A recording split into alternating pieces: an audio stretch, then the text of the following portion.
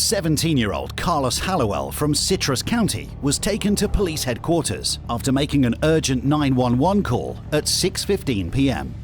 Citrus 911, what is the address of the emergency?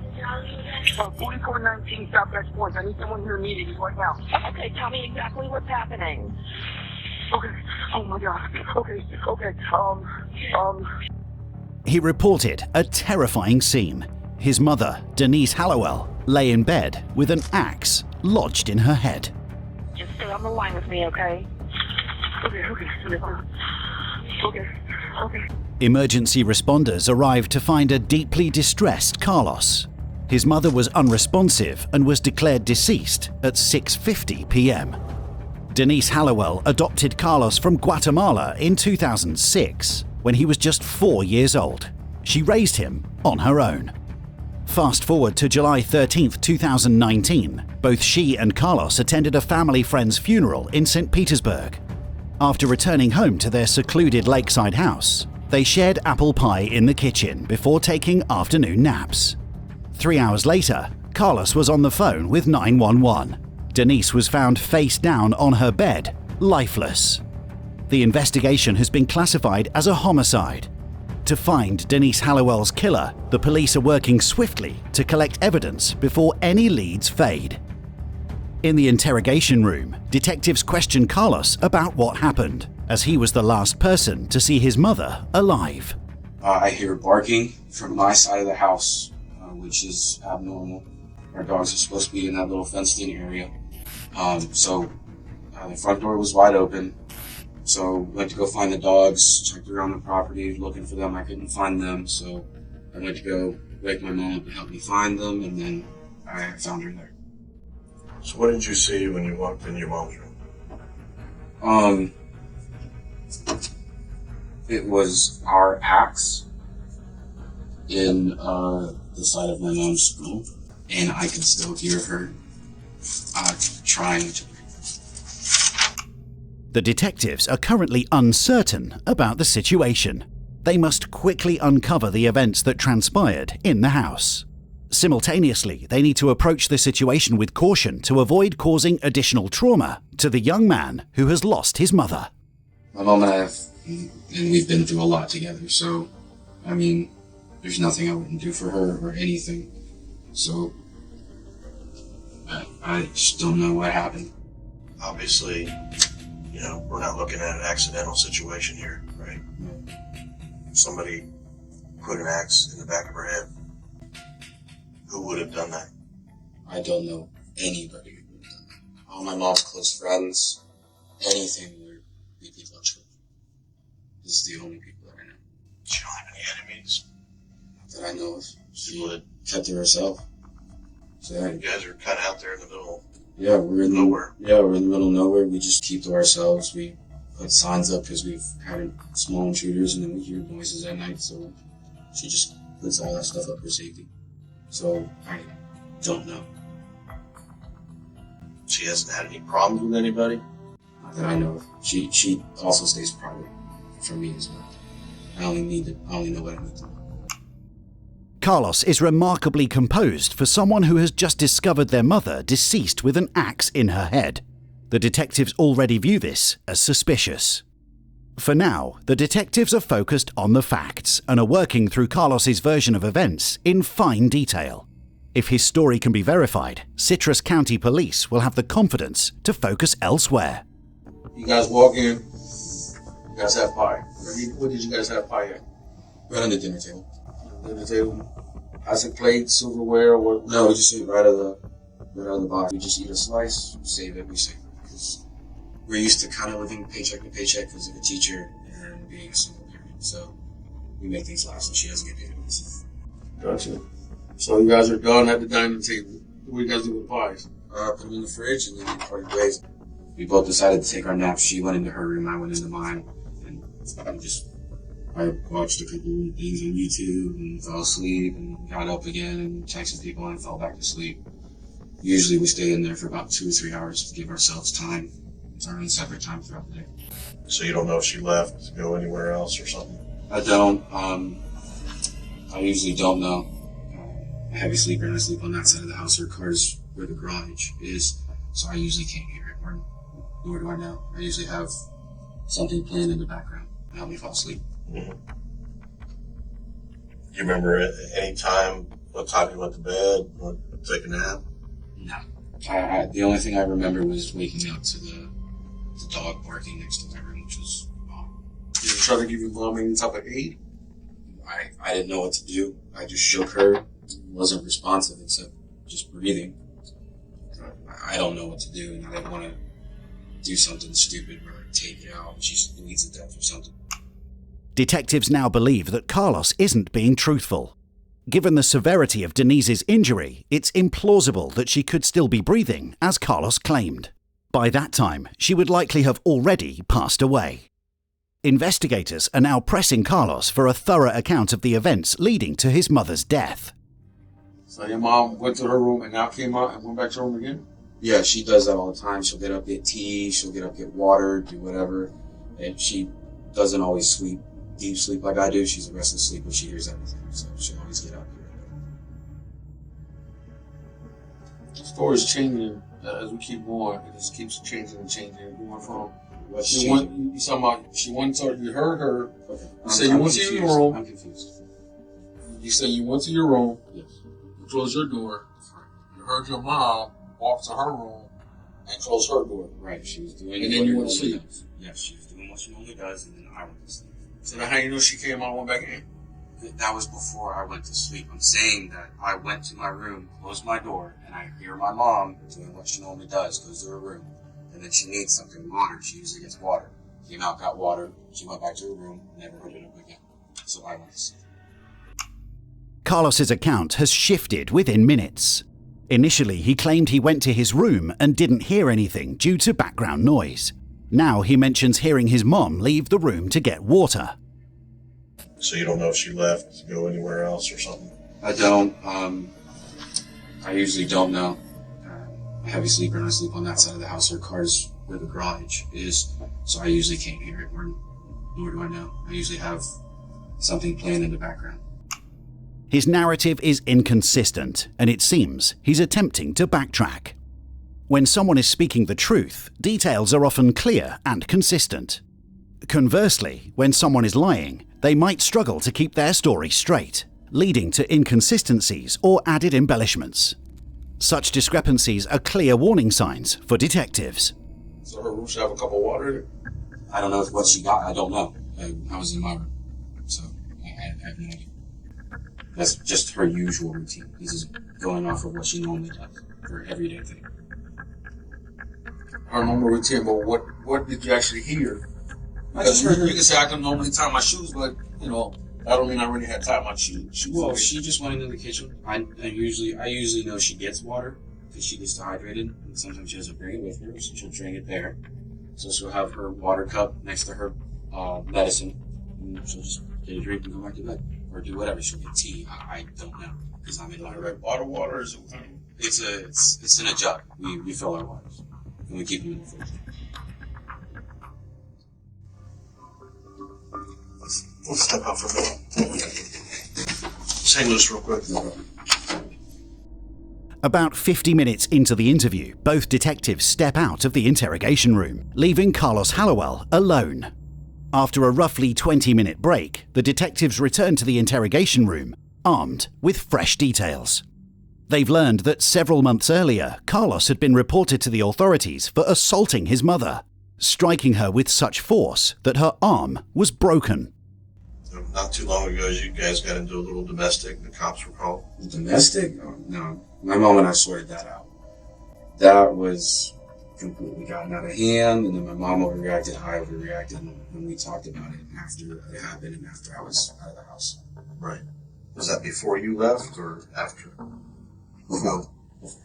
And I wasn't doing well in school, and then we got into the argument, and she shoved, I shoved, back and forth, stuff like that. Right. It wasn't anything physical. It was just like, get out of my face, you get out of my face, get out of my face.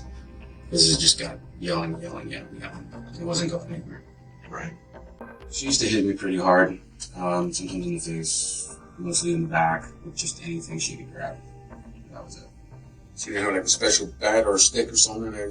No. Just for that? No. It was just anything that was close by. If it was my keys, she'd whip me with my keys, and that's it. And then after the years, I just kind of took it because it's not really going to stop. But my mom's always been there for me still. So. Is that the reason why you moved out? Yeah. After I defended myself, I kind of had enough of it. You talking about the keys deal? Yes. That was kind of like the last straw deal? That was. And she wanted me out, and I officially moved out. After he broke his mother's arm, which he claims was in self-defense, he left the house and stayed with friends for several months. During this period, he began taking medication for depression and started to stabilize. Only then did she let him return home. My mom finally got me on antidepressants. Taking those? Prozacs, yes. Take them every day. Working? Mm-hmm. What did the doctor say that he was dying over with? Depression. Carlos claims that he and his mother patched things up and that he was welcomed home with open arms. In reality, Denise was terrified of him. She had CCTV installed because of his behavior. She didn't trust him and feared he might hurt her again. Carlos, how often do you think it is that somebody's sitting in their house taking a nap or anything like that situation and some stranger comes in and kills them? I don't know, but I will say this. I hope you're not insinuating I would do this. Because she adopted me from 4. She has been my mother, has been by my side. What my inference is that rarely ever happens. Okay. That rarely ever happens, and what I'm trying to lead to is that 99.9% of the time, it's a family member or a close friend or you don't know anybody or a lover or something like that. As the interview progresses, Carlos becomes increasingly unsettled. He has slowly realized that he has gone from being seen as a vulnerable child who has just lost his mother to a prime suspect in the investigation. So I don't know what you guys are trying to get out of me right now, but I didn't do anything and would never do anything to my mother like that. As much as we used to bicker and get back at each other, fighting sometimes, and then peace, and then back and forth, and then peace again, never in a million years would I ever think to do that. She's my mom. I was adopted at age 4, and I've been with her forever. And if you're insinuating that, I'm very offended by that. Carlos remained calm and confident throughout the interrogation, presenting a composed demeanor. However, when faced with direct accusations, he begins to show signs of anger and concern, emotions one might have expected to see from the very beginning. You're putting on a pretty good show. A show? Yeah, you're putting on a really good show. A show? Yeah. How's this a show? I remember the whole interviews with you back when all this went down. You remember that? Yeah, I was in charge of the major crimes unit then. Okay. So, and I remember that CPT talking about how your attitude of things were very sociopathic.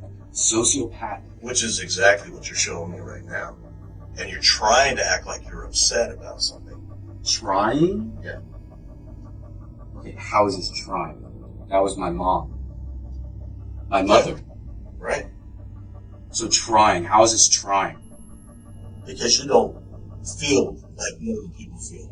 I don't feel like normal people feel. Yeah, that's what a sociopath has the issues with. Okay, So you're calling me a sociopath? Yeah. Really? Yeah.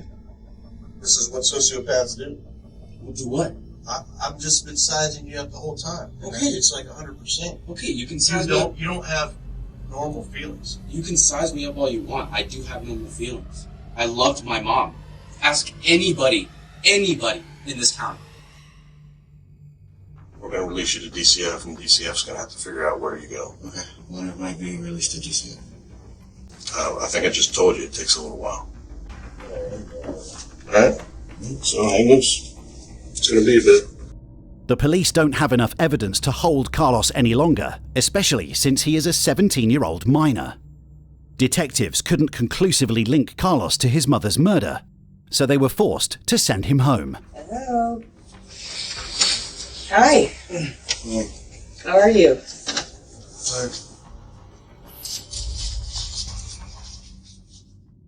As they searched for definitive proof, Carlos took to social media to grieve and invite friends to her memorial. He received numerous comforting responses during his period of sorrow. 9 weeks after his mother's murder, Carlos was invited back into the interrogation room. The detective started by telling him that there were inconsistencies in his account. Alright, this was from Detective Holloway. I came in days later, so I'm still catching up on some of the stuff we've had. Alright, so you never went in the backyard at all. You just went inside, seen your mom. Your phone was already on you at that point? Yeah, like always, it's easy. Okay, and then you walked outside and called 911. I called when I was there. I was in the room when I called. Okay. On your phone itself, it also tracks your GPS locations, so it can track your entire tracker in your yard.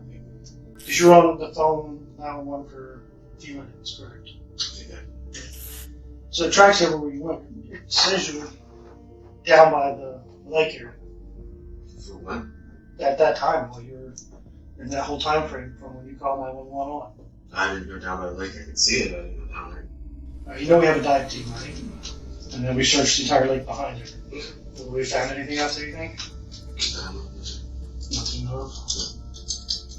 Probably old hooks, fishing poles. The detective unveils a box filled with evidence. Immediately, one can see that Carlos is feeling a surge of anxiety. Does that look familiar to you? I know it's taken apart. Is that the camera that's hanging up? That was outside? Yeah, it's facing towards the. See, how much do? Yes, sir. Remember the small cameras you said in the house? This Yeah, camera it's is just outside here. Okay, then yeah, it's one of the ones that are facing towards the. It's a move out. How many do you think we were found? One?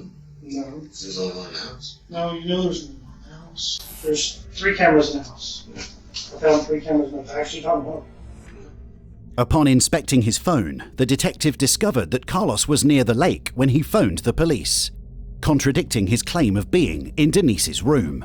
This prompted further investigation into his activities at the lake, leading them to deploy a diving team for an exhaustive search. Shortly thereafter, detectives found Denise's disconnected CCTV cameras and her mobile phone discarded in the lake behind the Hallowell residence. Your mom's phone down by the lake. 3 cameras down by the lake. Okay. You see how this is stacking? I understand. But I'm still. And the only way I can help you is if you come up front and say, we got a fight, there was a total accident, something like that. But that's what happened, then tell me the truth. I need to know that because I can't help you without that. Right. Because without that, it's just something horrible got done, and you don't care about it. Well, no, I definitely do care about it. I'm fairly pissed. It's just. It's not. Because I can only follow the evidence I have. I I understand. didn't hit you before pretty much today. I understand, but I don't. There's nothing that happened where we got in a fight. There was nothing at all.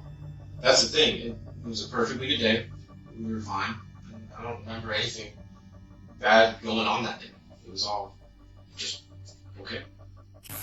What we're trying to get at, like I said, it's been about 2 months, a little over 2 months. I think so. We've been working this a lot. Right. We're trying to get justice for your mom. I don't remember what happened from when, like, dogs, from the dogs barking to finding my mom. And once I found my mom, I did panic. I quit, like, really bad. Because mom's there, panicked, and just grabbed the one that's facing the front door. I grabbed her phone, I grabbed the thing. The one that was up there. I knew back then. I used the guards up, and it ended up being mine. I thought that it was. And then I called either before or after that. You know why somebody would throw cameras and stuff on. Well, of course, to hide. To hide it, but I completely panicked. How many times did you go down by the lake? I think once. Just once to throw the phone and the 3 cameras out? Yeah. Okay. I didn't know if I did it or if what happened, so I just. So you don't remember if you did it? No, I don't. You see what it looks like, though, right? Yes, I do. It's not. I know, I understand it now. That was the biggest thing that's been weighing on my chest was that I did panic and I see what happened. Do you realize it doesn't make any sense for you? Yes, I do understand. So That's what's been bothering me the past months that I don't know. I don't remember. You realize it? I need more than that. I mean, it doesn't make any sense to do that. I do. I know. I understand, and I just don't know. I don't remember whatsoever what happened. What really happened between when I woke up to then. But your phone doesn't really show you too. Police now reveal to Carlos that his mobile phone data shows he never took a nap, contrary to his initial statement. With his entire story now dismantled, he decides to tell the truth. Okay. I remember being outside at the shed and grabbing the axe. But other than that, that's all I remember. Which is why I also panicked, because I remember the last thing I did was grab the axe. There's no doubt that you did it, it's just why. Right, that's what I'm saying. I want to know that too, because I don't remember any argument whatsoever. Because I remember sharpening the axe, and then all of a sudden it's in the back of her head. So did you do right after when you sharpened the axe, you walked in the house with that right afterwards? This one I need to know, because I gotta be definite on this. I don't like, I can't. I don't have an exact memory of it, so I don't want to say. Okay, the best you remember. Best of my memory, walked in the house with the axe, with not the intent of doing that. I don't know if something was said. Because usually I try to talk to her. I'll say, "Hey mom, get up, we gotta go to work." Or, "Hey mom, we gotta do something." So I don't know if I did that and she made a remark that kind of pushed me over the edge, or if it just all played through. So after you hit her with the axe, is that when you called 911 right after? Immediately. Right after you hit her? Right after I went, bam, phone, 911, checked her breathing, pulse. But as soon as I saw blood running through her, there was nothing I could do. So then it was just. You feel better now? It's off your chest? A little bit, but I still feel like a piece. After confessing to the murder of his mother, the investigators were still puzzled about the motive. She was very verbally abusive, and I remember. I do remember being in tears by the time they had that conversation. She backed it up with like strong adjectives and then strong emotions. Like, "I'm so disappointed in you," which I've heard that before. Okay, blah, blah. And then she's like, "You being a loser." And that's why it's like, okay, chill out. And then she kept going, kept going, kept going, kept going. When I'm punching something or I'm using the axe or whatever, I play the things that my mom's has done and I just get the frustration out of that. I'm like, okay, mom said this. I visualize what she said in a paragraph and just beat it. Although Carlos explained why he killed his mother, he still seemed disconnected from the severity of his actions. How long are we going to be here? I know it's longer. Next week, I'll take that. Okay, to take me You go to our jail here and then transfer for Ocala. to jail? Yeah. The jail here is just for processing. And you go to DJJ up to Ocala. So I have a record now. Oh, you got a record. You don't know what happened. But you have a reason for what happened. Well, no, I mean, like, is there any way of getting it explained later? That's worked up to the courts. I don't have things against it, but it's up to the courts. I just hope that this doesn't really affect too much because it's still college. It's all up to the courts. Carlos Hallowell was charged with premeditated first-degree murder. He was not eligible for the death penalty due to his age, but he was tried as an adult. In July 2021, Carlos Hallowell was found guilty of the first-degree murder of his adopted mother, Denise, and was sentenced to life in prison without the possibility of parole.